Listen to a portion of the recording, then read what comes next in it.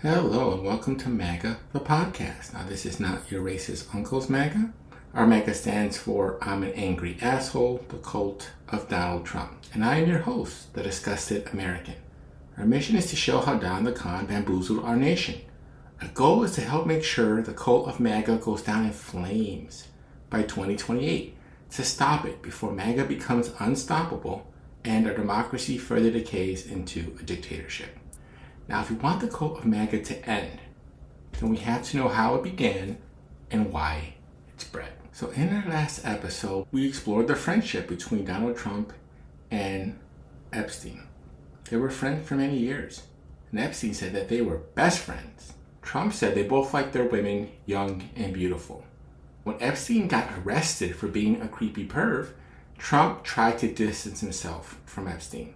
But it didn't work so great, because Trump also has a long history of being a creepy perv, with adult women, with teenagers, and with underage girls. What would he try next? So that's the big question we're going to explore in today's episode. What would be Trump's next attempt to effectively frame the Epstein Files, to get them perceived in the way that he wants? Well, he went back to his playbook, to one of his old favorites. It's a giant conspiracy. Trump has a long history of launching and or repeating whack job conspiracy theories. And this goes back a really long way, all the way back to the Central Park 5. It was a brutal attack on a 28-year-old woman jogger. She was dragged down the bushes where she was beaten and sexually assaulted. The attack was an outrage and became a media sensation. Investigators quickly focused on a group of black and Hispanic boys who were in the park that night. Police say the gang of attackers was actually just half of a wolf pack of some 33 kids that committed some 7 other muggings earlier that night. Eventually, the 5 teenagers were tried, convicted, and imprisoned for the crime they maintained they did not do. Just weeks after the crime was committed in 1989, Donald Trump took out a full-page ad in 4 New York newspapers advocating the return of the death penalty. Only 2 of the 5 teenagers even knew each other. But during interrogation, they say police coerced them to create stories implicating one another. What are you talking about? The lady in the park. I didn't see a lady or hit anyone. Raymond saw you hit her. Who's Raymond? I'm asking the question to everyone. What do you see when you see black boys? And that's a painful answer, because I know what the answer is for many people. It's exactly what these boys were called: wolf pack, animals, criminals. So much so that they could be tossed aside on a case that was made from a complete lie. You better believe that I hate the people that took this girl and raped her brutally. You better believe it. And it's more than anger, it's hatred. And I want society to hate her. The men who lived through it say the reality was even worse. As soon as we get in, they separate us and they start working on us. And I'm hearing Corey being physically beaten in the next room. And I'm immediately beyond afraid. At the time, my mom, she suffered from a stroke. She had diabetes, and she left. And that was their time to get on me. And what happened? What didn't happen? We're 14, 15, and 16-year-old kids. Never been in trouble with the law. Never had no police contact. These are seasoned veterans. This fight was fixed. I just kept telling the truth at first. They asked to speak to my father. My father left the room with them, came back in the room, he just changed. Cursing, yelling at me. And he said, tell these people what they want to hear so you go home.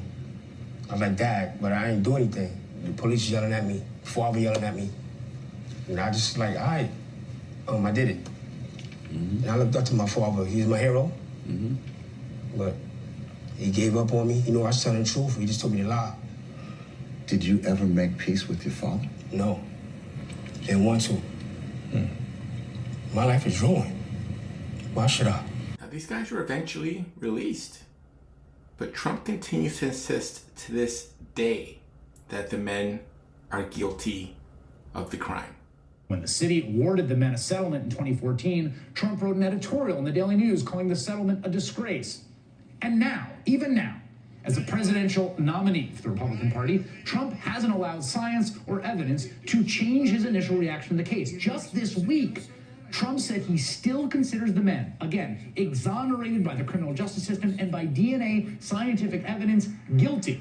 Issuing a statement saying, quote, they admitted they were guilty. The police doing the original investigation said they were guilty. The fact that case was settled with so much evidence against them is outrageous. Why? I think that's best said by Yusef Salaam, one of the exonerated men, when he commented shortly before the 2016 election. And so what is your reaction to a man who is trying to be the most powerful person in the world, arguably, who is on the precipice of possibly being president, saying now, in the last day, issuing a statement that you, despite all evidence, that you are guilty? You know, when I think about what he represents, and I mean, first of all, what he represents to me is very, very powerful and unfortunate. This blight, this ad, this thing that he did to us, calling for the reinstatement of the death penalty. I always think that had this been the 1950s, we would have become modern-day Emmett Tills. They had published our names, our phone numbers, and our addresses in New York City's newspapers. And so what was happening was people began to call us at any time of day or night, you know, threaten us with hate mail and things of that nature. So by Donald Trump taking out this ad, what I think is that he was really calling to see if there was somebody from the darker enclaves of society that would kick in our doors, drag us from our homes, and hang us from trees in Central Park. That's the kind of sick type of justice that they were looking for. To be clear, this ad, which ran that he paid for, was basically calling for the death penalty for the assailants in this case, who at that point had been identified as juveniles, you among them, basically saying, we should kill these children. Right. You know, he wanted us dead. You know, when you look at the videotapes that he made after, the statements that he made after that, it's very, very clear that he said that he wanted to hate us. He wanted us to be afraid. And by us, he was talking directly about the Central Park Five. But he was talking about also the black and brown people that we look at that are being shot down all around the country today. What happens if this person actually becomes president? And more recently, Trump's big conspiracy theory was that Barack Obama was not born in the United States. But many people now, including Republicans, are wondering, are they watching a serious candidate or a circus actor? Does he really believe that President Obama wasn't born in America, or is he really just selling his favorite product, Trump? In just a few short weeks, Donald Trump's stance on where President Obama was born has, well, evolved. From this... The reason I have a little doubt, just a little, it's because he grew up and nobody knew him. To this... I want him to show his birth certificate. To this. I'm saying it's a real possibility, much greater than I thought 2 or 3 weeks ago. Then he has pulled one of the great cons in the history of politics. He retweeted the false claim that Bill Clinton arranged Jeffrey Epstein's death. What was the tweet?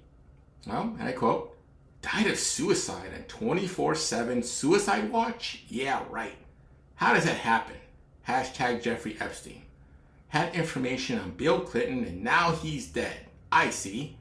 Hashtag Trump body count. Trending, but we know who did this. Retweet if you're not surprised. Hashtag Epstein suicide. Hashtag Clinton body count. Hashtag Clinton crime family. End quote. Trump even doubled down on this. I never went to the island, and Bill Clinton went there supposedly 28 times. I never had the privilege of going to his island. Now look, that may be true. And if Bill's on the list, then he should definitely be held accountable. Nevertheless, Donald released the list. He accused Joe Biden of dying in 2020 and being replaced by a robot. They say you should verify before you repost on social media. You know, check the link, maybe read the article, and make sure you're not accidentally sharing fake news. Case in point, this new conspiracy theory he reposted on his Truth Social. It says that former US President Joe Biden was executed in 2020. He was then replaced by a robotic clone. It sounds like the mother of all conspiracy theories. It's one thing to campaign hard, it's another to say your opponent is dead and that the guy with cancer is a glitchy deepfake. And let's not forget the timing. Biden had just announced he's dealing with an aggressive form of prostate cancer. The former president is undergoing treatment. Such a moment usually calls for decency, or silence, or at the very least, a break from conspiracy theories. But Trump doesn't care. Then it got weirder. He claimed Biden and Obama faked killing Osama bin Laden and that the SEAL team was murdered to cover it up, or that the 2020 elections were stolen. We're on track to do okay in Arizona. Our goal is to defend the integrity of the election. We'll not allow the corruption to steal such an important election, or any election for that matter. And we can't allow anybody to silence our voters and manufacture results. Every Trump conspiracy is rooted in a single gospel truth, that Donald Trump is the lone messiah in a crazy world. If reality doesn't agree, then reality must be a hoax. The scarier part is how normal all of this feels now. But this isn't a lie with a strategy, it's a strategy built on lies. And it works not because it's believable, but because it's relentless. The more outrageous it gets, the more it drowns out the truth. Because in Trump's America, the only thing more terrifying than his theories is how many people believe it. And perhaps most difficult for him in terms of the blowback from Epstein, he embraced the QAnon conspiracy. On the campaign trail and in office, President Trump has a habit of courting unfounded conspiracies.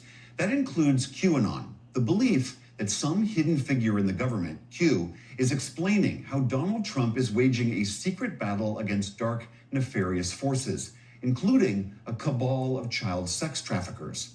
This belief evolved from online obscurity to now, where you regularly see QAnon signs at Trump rallies, and the president reposted a QAnon meme on social media. So QAnon started in October 2017 with these anonymous posts on an internet message board from a figure calling themselves Q. And they said that the world was run by a cabal of pedophiles in the Democratic Party and Hollywood and banking, and that Donald Trump would someday send all those people to Guantanamo Bay and sort of reign as a dictator in a utopia. Trump spoke very positively about QAnon believers during the 2020 campaign. So it's been a very symbiotic relationship between Trump and QAnon. Jeffrey Epstein really did abuse women and young girls. He really did pal around with powerful and very wealthy people for kind of mysterious reasons that really haven't been explained. And so if you take that kernel of truth, then QAnon believers latch onto it and they spin all of this stuff out of it. The idea that, Democrats were involved in satanic rituals or drinking children's blood, things like that. And so they see Jeffrey Epstein as almost like a moment where they got a glimpse of what the cabal or the organization controlling the world was really up to. And so that's why they put so much faith and so much effort into trying to get things like the client list or the Epstein Files released. Nearly 1 in 5 Americans said that they were QAnon believers in 2024 in a study done by the Public Religion Research Institute. And QAnon folks also embrace this idea of the deep state, and that Trump was the only savior who could demolish the deep state. So this all boils down to one giant takeaway. Donald Trump likes to say crazy shit with no evidence. Trump has fed and bred a huge base of tinfoil hat conspiracy theorists for decades. They put him in the White House 2 times. And now they're turning on him. So what is going on? Why is MAGA going gaga over Epstein? Well, Trump fed the Epstein conspiracy for years. He promised to release the Epstein list of pedophiles. Do you have a sense of whether or not this is going to go away? I don't think there's really any putting this genie back in the bottle. I think both QAnon believers, I think Trump supporters more broadly are going to be very interested still in Epstein. And I think maybe most worryingly for the president, I think a lot of independent voters who maybe weren't that politically interested, but really latched onto the Epstein case because of its emotional resonance, and the idea that there was this mystery at play that something was being covered up. I think those people are still really interested in it. And if it seems like the president is involved in a cover-up, or it seems like Republicans are dragging their feet on finding out what happened or releasing information to the public, I think that'll continue to be an issue. Trump even hinted that Epstein committed suicide on a podcast with Tucker Carlson. Do you think Epstein killed himself sincerely? I don't know. He killed himself, probably. He said he killed himself and that they were going to do this investigation. They never did the investigation. It's never been public. Well, and they hid it. And why are they doing that? Do you think it's possible that Epstein was killed? Oh, sure, it's possible. I mean, I don't really believe. I think he probably committed suicide. But a lot of people think that he was killed. He knew a lot on a lot of people. He was killed. Trump had pledged several times to release the Epstein Files. List of clients that went to the island has not been made public. Yeah, it's very interesting, isn't it? Probably will be, by the way. Probably. So if you're able to, you'll be... Yeah, certainly take a look at it. Is that process still on track? I think that's one of the most often questions I've been asked the last couple of days, to release these records on Epstein, MLK, and JFK. Well, Pam Bondi's done a phenomenal job in every respect. And there could have been some holdback. I haven't heard too much about it, but they could. But the bottom line is the records are getting out. So Trump gets elected. And in January 2025, when he assumes office, his Attorney General Pam Bondi promises and teases the big reveal. She hypes up a release of the Epstein Files that will contain new information in February. And so this group of far-right influencers were invited to the White House, and they're provided with binders marked the Epstein Files Phase 1, declassified. But the binders didn't contain much that wasn't already in the public domain. So people started to get pissed. Bondi then says that the files are on her desk. The DOJ may be releasing the list of Jeffrey Epstein's clients? Will that really happen? It's sitting on my desk right now to review. Kash Patel says that the FBI is in possession of Epstein's little black book. Who has Jeffrey Epstein's Black Book? Black Book? FBI. But who? That is I mean, there's that's under direct control of the director of the FBI. To me, that's a thing I think President Trump should run on. On day one, roll out the Black Book. And Dan Bongino begs us to keep a close eye on the Epstein Files. Listen, that Jeffrey Epstein story is a big deal. Please do not let that story go. Keep your eye on this. There are a lot of people who are knee-deep in the Washington swamp who are not telling you the truth about serious allegations out there that Epstein may have had video and audio of people out there doing things they shouldn't have been doing. Jeffrey Epstein isn't with us anymore, and nobody seems to want to talk about it. On April 2025, things started to get a little bit more murky. Trump said he was unaware of when the files would be released. But here comes Bondi again in May, and she said that there were, and I quote, tens of thousands of videos of Epstein with children or child porn. So this fueled the belief that details behind the powerful figures that were hidden and were suppressed would see the light. She said, it's a new administration and everything is going to come out to the public. Well, guess who's leading the FBI now? Why? It's Kash Patel and Dan Bongino. So with Trump back in the office and Pam Bondi and Patel and Bongino, the top two guys in the FBI, right? They're literally the heads of the Bureau of Investigating shit. So these Epstein bombshells would soon be revealed and justice will prevail. Right? Right? Can you hear it? Can you hear the justice? Wait, I think I hear something. Well, what's going on? I mean, I thought these files could be released. Little Black Book, day one. Isn't that what Kash said? But in May 2025, got awfully quiet. Could it be that Trump got informed that his name was in the Epstein Files? The Wall Street Journal reports Bondi and Blanche informed the president in May his name appears multiple times in the Epstein Files. Maybe even worse, Elon does this. Elon Musk is publicly accusing President Trump of being in the Epstein Files as their feud intensifies. The accusation came in a post on X, with Musk saying that's the real reason the files have not been made public after previous promises from the administration to do so. So now Trump starts panicking. He starts lying, right? Oh, I knew him a long time ago. I wasn't a fan. The Wall Street Journal is lying when they report that I sent Jeffrey Epstein the super creepy letter and doodle. Folks, this is the Wall Street Journal. Not exactly a hotbed of liberal media. Trump vehemently denies the letter's existence. In fact, he told the Journal, quote, "This is not me. This is a fake thing. It's a fake Wall Street Journal story." He continued, "I never wrote a picture in my life. I don't draw pictures of women." I never wrote a picture in my life. What a poorly drawn sentence. But grammar aside, this is how Trump blows it. He has a habit of over-denying things. If you accused him of stealing your yogurt out of the fridge, he would say, "I didn't steal the yogurt. Also, I've never seen a fridge."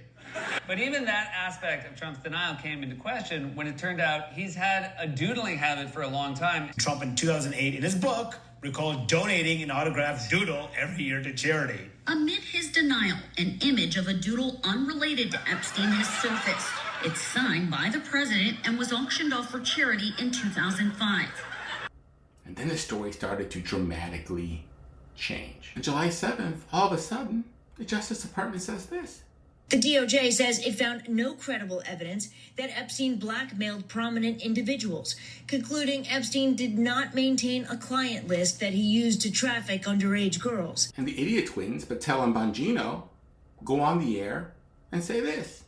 You said Jeffrey Epstein committed suicide. People don't believe it. Well, I mean, listen, they have a right to their opinion, but as someone who has worked as a public defender, as a prosecutor, who's been in that prison system, who's been in the Metropolitan Detention Center, who's been in segregated housing, you know a suicide when you see one, and that's what that was. He killed himself. You want me to get... I've seen the whole file. He killed himself. Bongino says, "No, it's okay. I've seen the files." Oh, well, that puts my heart at ease. Totally, yeah. Okay, as long as you saw them. You can't just say, "Trust me, bro." No, we don't trust you. We on the left don't trust you, and even your brothers on the right don't trust you, all right? Nor should they trust you. This whole "don't worry about it" is not going to fly at all with anyone. Especially as you're sweating bullets. The Epstein Files so spooked Speaker Mike Johnson that he abruptly recessed the House of Representatives for the summer rather than confront it. And Trump suddenly became very disinterested in anything to do with Epstein. I'm focused on making deals. I'm not focused on conspiracy theories that you are. I mean, I watch you people. It's so sad. You ought to talk about the success of our country instead of this nonsense you talk about over and over again. I don't think so, Don LeCon. You created a monster, and now it's turning on you. Are you still talking about Jeffrey Epstein? This guy's been talked about for years. You're asking, we have Texas, we have this, we have all of the things. And are people still talking about this guy, this creep? It's like the Frankenstein monster here. You help build the thing and then lament when it comes to get you. Yeah, absolutely. I mean, Trump and people like Kash Patel, Dan Bongino in the FBI, J.D. Vance, all these people raised the profile of the idea of the client list. And they said, this is a really important thing and we'll release it. And then suddenly Trump says, whoa, like, what are you talking about? Who cares about that? And then he goes on to even insults his supporters for being interested in it. And so it's a very strange turnabout that I think has been really challenging for people like QAnon believers.